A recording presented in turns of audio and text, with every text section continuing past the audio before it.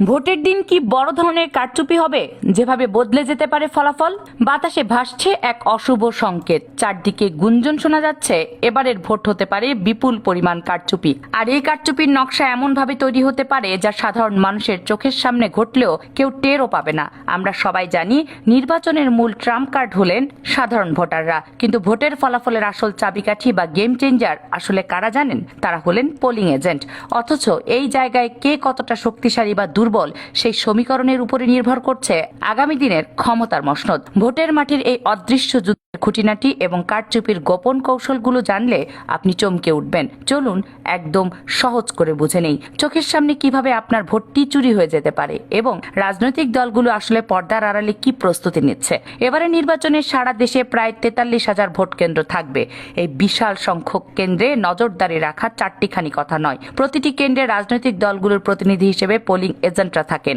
হিসেব বলছে এবার বিএনপি এবং জামায়াতের উভয় জোটের প্রায় 2,45,000 জন করে পোলিং এজেন্ট মাঠে থাকার কথা। এছাড়াও অন্যান্য ছোট বড় দলের এজেন্টরাও থাকবেন। কাগজে কলমে পোলিং এজেন্টদের মূল কাজ হলো নিজের দলের স্বার্থ রক্ষা করা, অর্থাৎ প্রতিপক্ষ যাতে কোনো জাল ভোট দিতে না পারে বা কোনো অনিয়ম করতে না পারে সেদিকে শকুনের মতো দৃষ্টি রাখা। কিন্তু মাঠ পর্যায়ে বাস্তবতা আর খাতা কলমের হিসেব সবসময় এক হয় না। নির্বাচনের তফসিল ঘোষণা হওয়ার পর থেকে রাজনৈতিক বিশ্লেষক এবং সাধারণ মানুষের মুখে মুখে ফিরছে নানা আশঙ্কার কথা। শোনা যাচ্ছে এবার ইলেকশন ইঞ্জিনিয়ারিং বা ভোট কারচুপির এক নতুন ছক কষা হয়েছে, যা সনাতন পদ্ধতির চেয়ে অনেক বেশি সূক্ষ্ম এবং ভয়ঙ্কর। সবচেয়ে বেশি আলোচনা হচ্ছে জামায়াত ইসলামীকে নিয়ে। দলটির রাজনৈতিক কৌশল বরাবরই অন্যদের চেয়ে আলাদা। তাদের রাজনীতির ধরন অনেকটা আন্ডারগ্রাউন্ড বা গোপন তৎপরতা নির্ভর। তারা প্রকাশ্যে হইচই করার চেয়ে গোপনে কাজ গোছাতে বেশি পারদর্শী। অভিযোগ উঠেছে জামাত নারী ভোটারদের একটি বড় অংশকে নিজেদের পক্ষে কাজে লাগানোর পরিকল্পনা করেছে। বিশেষ করে বোরখা পরিহিত নারী ভোটারদের মাধ্যমে জাল ভোট দেয়া একটি শঙ্কা তৈরি হয়েছে। বোরখা পরে আসার কারণে অনেক সময় পোলিং এজেন্ট বা কর্মকর্তারা তাদের চেহারা ঠিকমতো যাচাই করতে সংকোচ বোধ করেন বা সামাজিক কারণে এড়িয়ে যান। এই সুযোগকেই কাজে লাগানোর গুঞ্জন রয়েছে। প্রতিপক্ষ দলগুলি অভিযোগ করেছে জামাত তাদের সুশৃঙ্খল কর্মী বাহিনীকে কাজে লাগিয়ে এই ফেক ভোট বা জাল ভোটের উৎসব করতে পারে। আবার জামাত বসে নেই, তারাও বিএনপির বিরুদ্ধে বা অন্য প্রতিপক্ষের বিরুদ্ধে একই ধরনের কারচুপির অভিযোগ তুলছে। এই পাল্টাপাল্টি অভিযোগের মাঝেই লুকিয়ে আছে আসল রহস্য। এখন প্রশ্ন হলো, জামাতের এই কথিত গোপন কৌশল বা সূক্ষ্ম কারচুপি ঠেকানোর জন্য বিএনপি কতটা প্রস্তুত? আমরা যদি বিএনপির বর্তমান কর্মকাণ্ডের দিকে তাকাই তবে দেখব তারা নির্বাচনী প্রচারণা নিয়ে ভীষণ ব্যস্ত। দলটির শীর্ষ নেতা তারেক রহমান সিলেট থেকে যে প্রচারণা শুরু করেছেন তা বিরামহীনভাবে চলছে।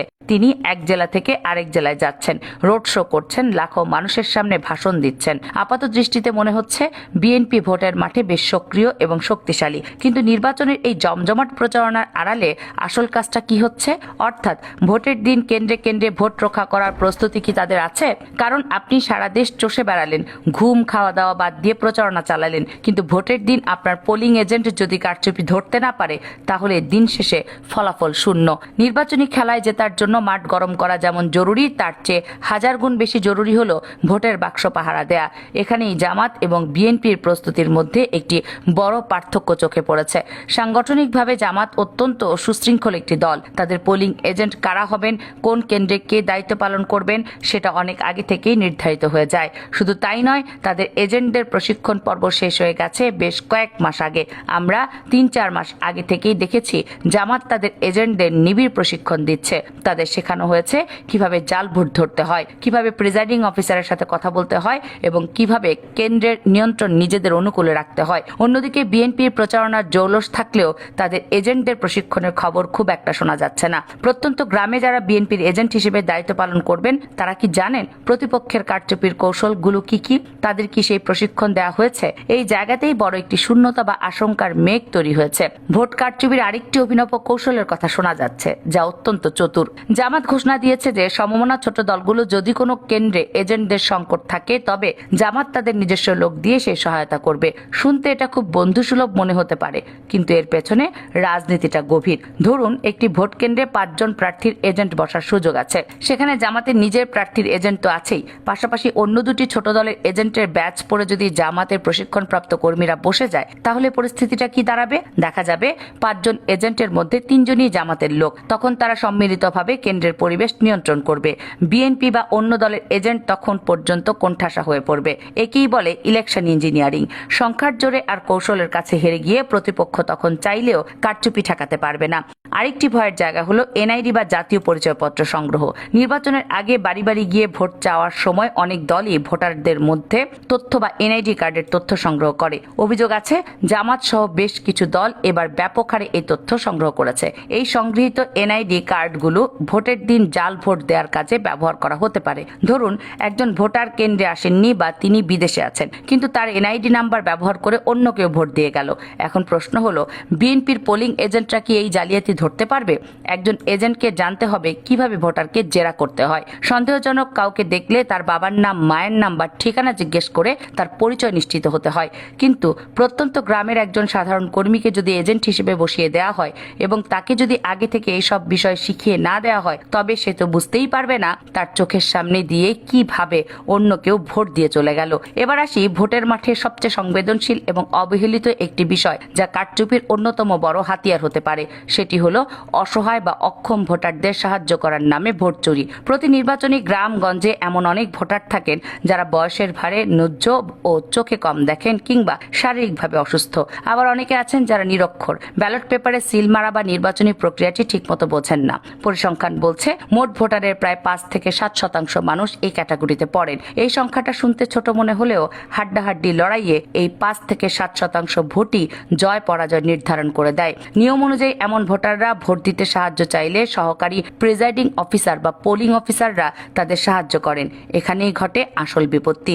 ধরুন একজন বৃদ্ধ ভোটার কেন্দ্রে ঢুকলেন, তিনি চোখে ভালো দেখেন না। তিনি সহকারী প্রিজাইডিং অফিসারকে বললেন, বাবা আমি তো চোখে দেখি না, আমার ভোটটা ধানের শীষে দিয়ে দাও। প্রিজাইডিং অফিসার মুখে বললেন, আচ্ছা চাচা দিচ্ছি, কিন্তু তিনি চোখের পলকে ভোটারের পছন্দের মার্কায় সিল না দিয়ে অন্য একটি মার্কায়, ধরুন দাড়িপাল্লায় বা অন্য প্রতীকে সিল মেরে দিলেন। ভোটার সরল বিশ্বাসে ভাবলেন তার ভোট সঠিক জায়গায় পড়েছে, কিন্তু আদৌতে তার ভোটটি চুরি হয়ে গেল।